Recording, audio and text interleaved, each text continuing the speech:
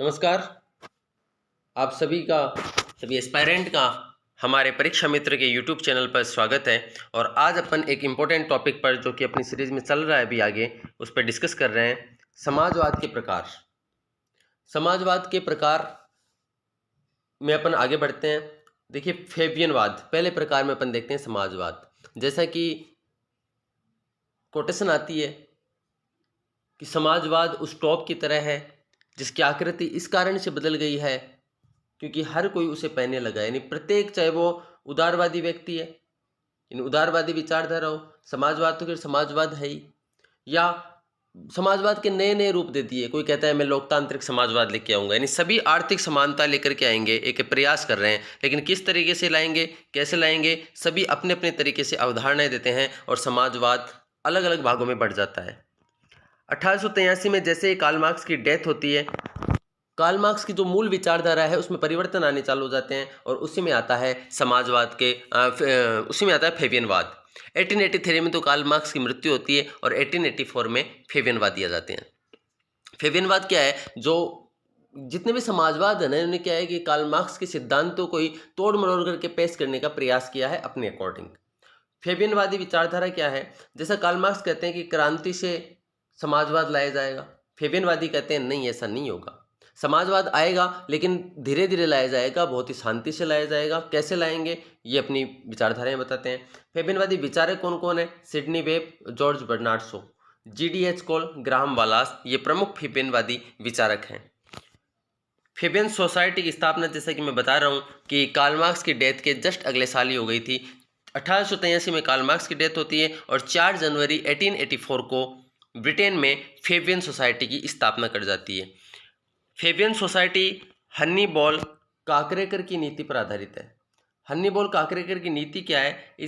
इसका अर्थ होता है कि शत्रु को पहले कमज़ोर किया जाए, शत्रु को कमज़ोर करके अवसर की अच्छी प्रतीक्षा करें, अच्छे मौके की तलाश करें और मौका देकर व्यवस्था को परिवर्तित कर दें। जैसे कार्ल मार्क्स सभी चीज़ों का विरोध करता है, एक ही नज़रिए से देखता है कि पूंजीवाद ने सब कुछ तहस नहस कर दिया।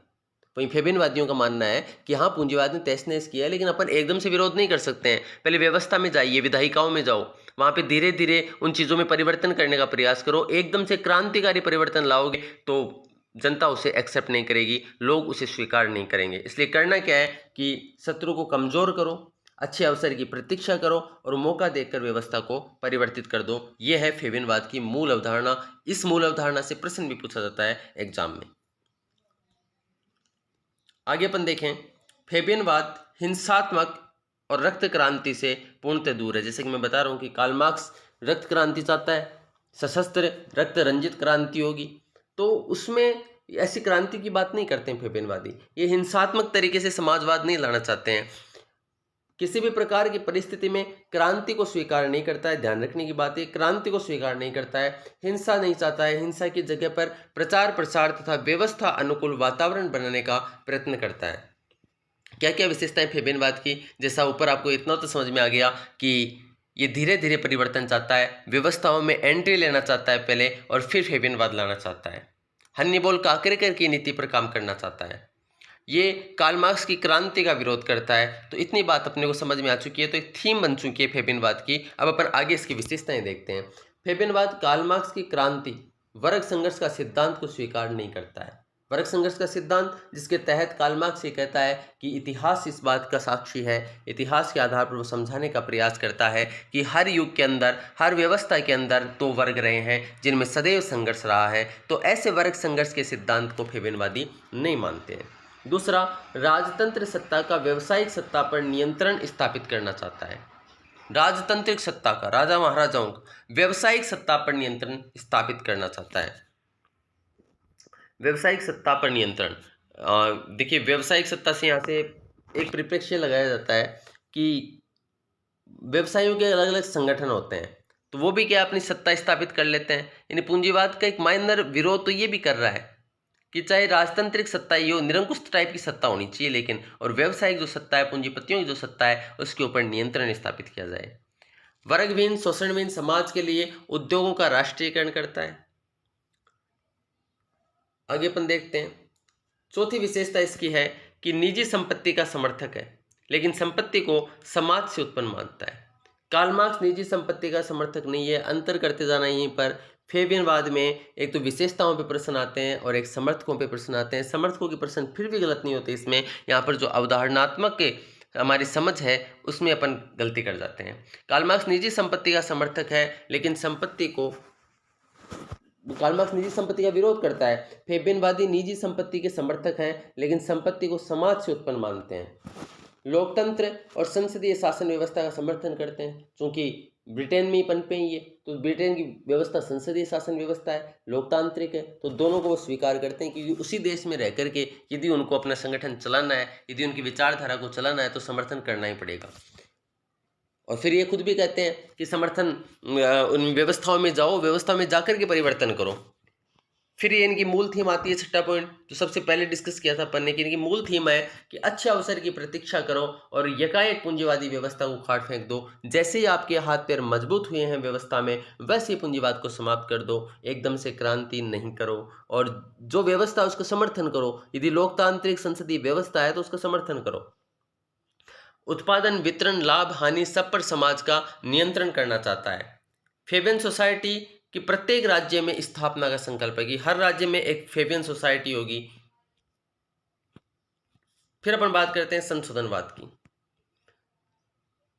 संशोधनवाद, ये भी नाम से पता चल रहा है, संशोधन करता है। किसमें संशोधन करेगा? कार्ल मार्क्स के सिद्धांतों में। बर्नस्टीन बहुत ही इंपॉर्टेंट, बर्नस्टीन, और बर्नस्टीन के सिद्धांत को विकासवादी समाजवाद कहा जाता है, और इसकी बुक है एवोल्यूशनरी सोशलिज्म।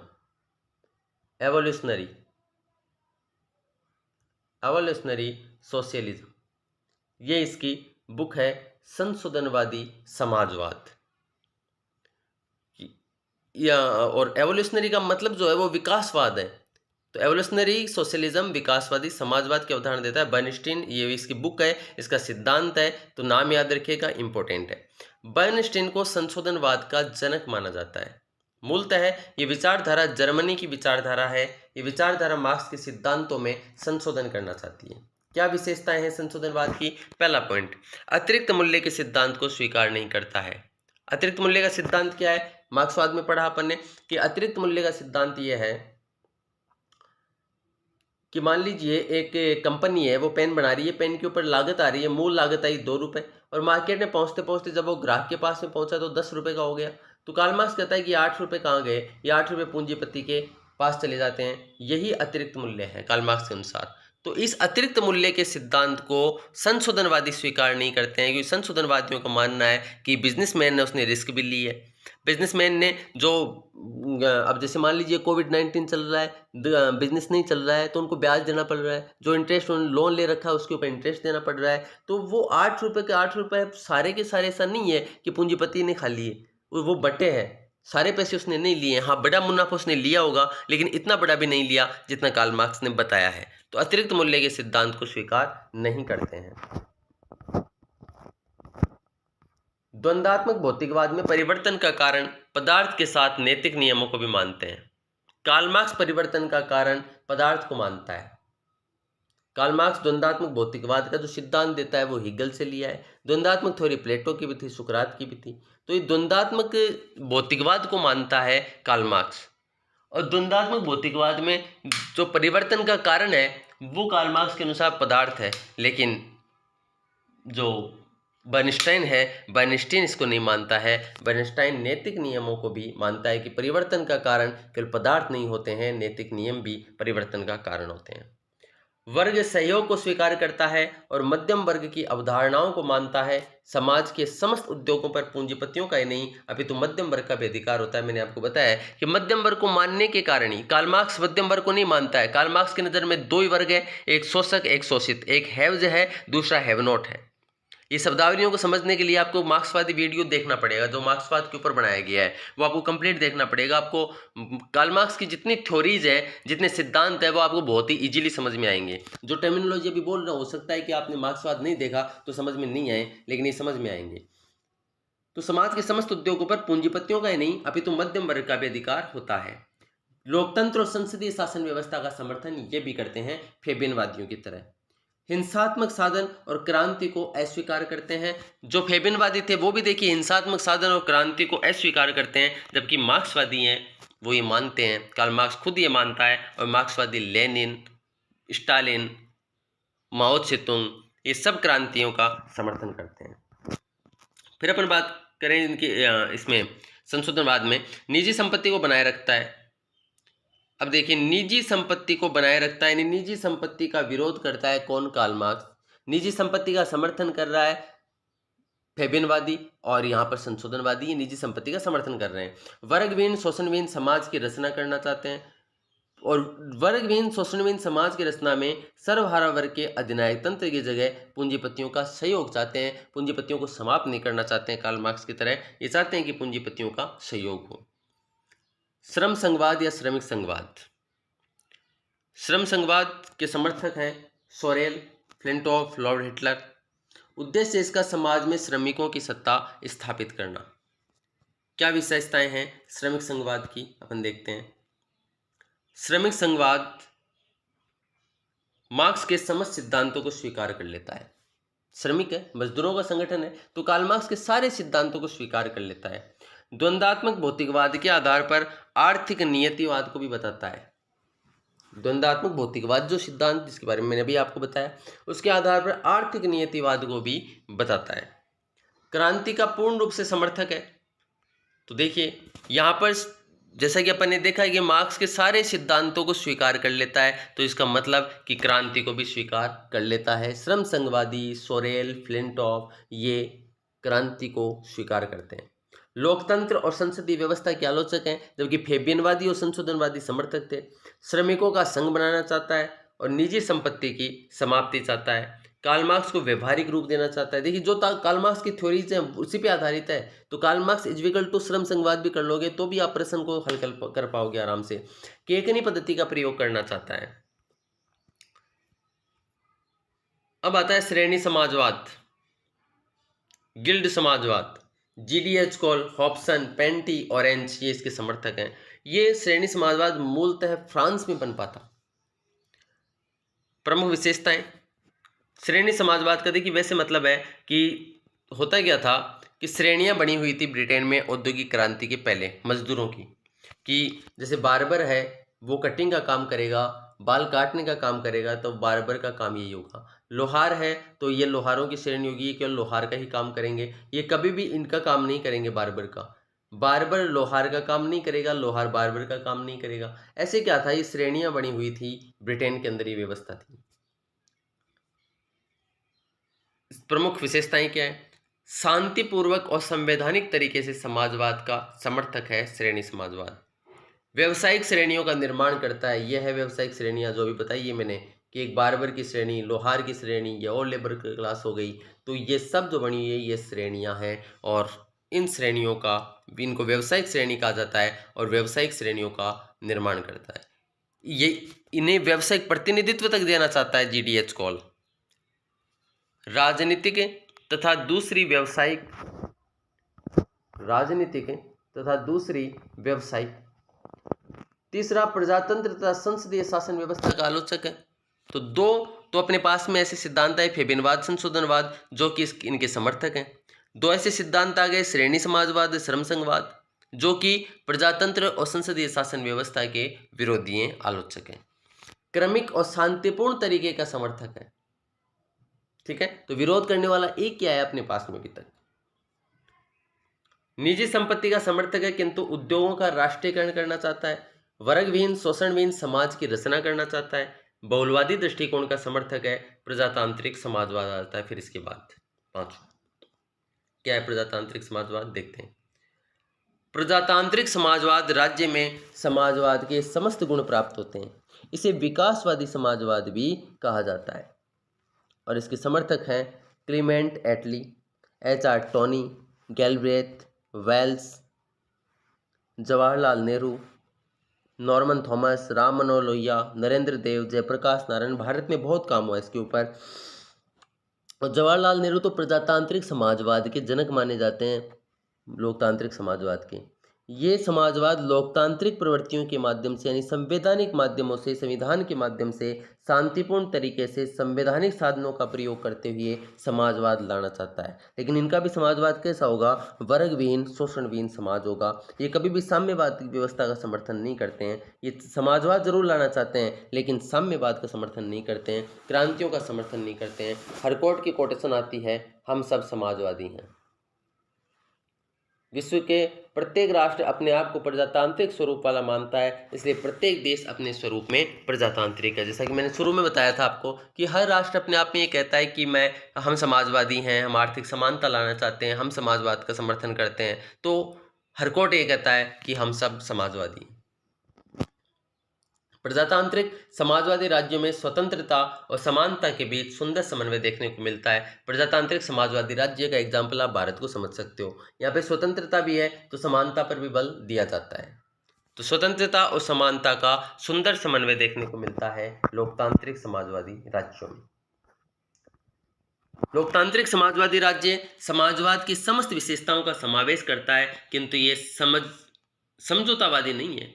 अभी तो लोकतांत्रिक सिद्धांतों का समर्थन करते हुए संविधान और संवैधानिक साधनों का पूर्ण समर्थन करता है। वही बात रिपीट हुई है जो मैंने पढ़ी पहले।